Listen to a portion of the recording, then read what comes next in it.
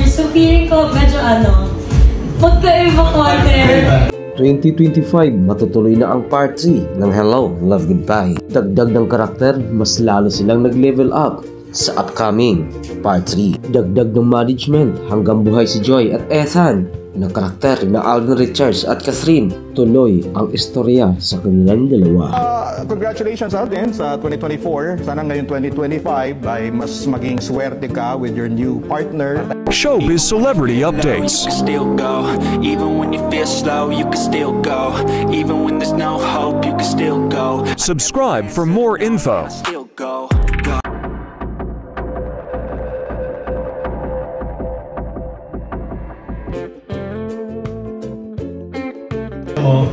Siyempre yung level of comfort, mas nag-level up. Ikinabigla nila Alden Richards at Catherine Bernardo ang mas napakalaking kita sa part 2 ng Hello, Love, Goodbye or sequel, Hello, Love Again. At sa pagpasok nga ng 2025, marami ang katanungan kung itutuloy nga ba or gagawin ba nina Alden Richards at Catherine Bernardo ang part 3 ng Hello, Love, Goodbye, na mas marami pang naniniwala na tuloy ang proyekto ng dalawang tandem na ito dahil sa chemistry na pinakita na sobra naman talagang nakakahakot ng viewers. At mas umaasa pa ang mga fans na magkaroon nga ng bagong or panibagong pelikula sina Alden Richards at Catherine Bernardo. Pero mas pinili ng karamihan na may part 3 na magaganap. At sa naunang interview nga ni Alden Richards at Catherine Bernardo last 2024 of December, narit nga ni Alden Richards kung mayroon mang part 3 na magaganap sa palabas na ito. Gusto sana nilang gaganapin dito sa Pilipinas, mismo sa Manila, or kahit sa ang sulok ng bansa. Basta sa Pilipinas magaganap ang part 3. At sa pagpasok nga ng 2025, putok pa rin ang palabas ng Hello, Love Again. Katanungan ng karamihan, may part 3 nga bang magaganap sa panibagong henerasyon ng 2025? Dagdag naman ng direktor na si Cathy Garcia, hanggang buhay sina Alden Richards at Catherine Bernardo.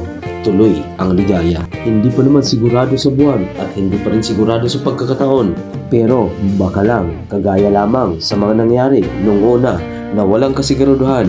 Pero andyan nakikita ng karamihan at binigyan ang kahilingan ng karamihan. Is 2025, todo bigay na nga ba sina Alden Richards at Catherine Bernardo?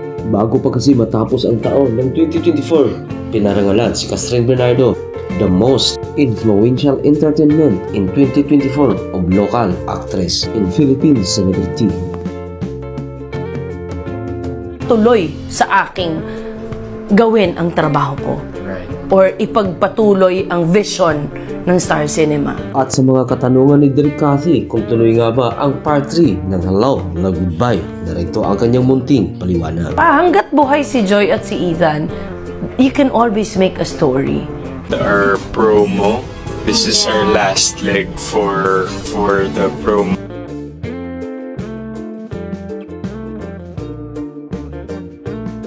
Thanks for tuning in. See you for more updates.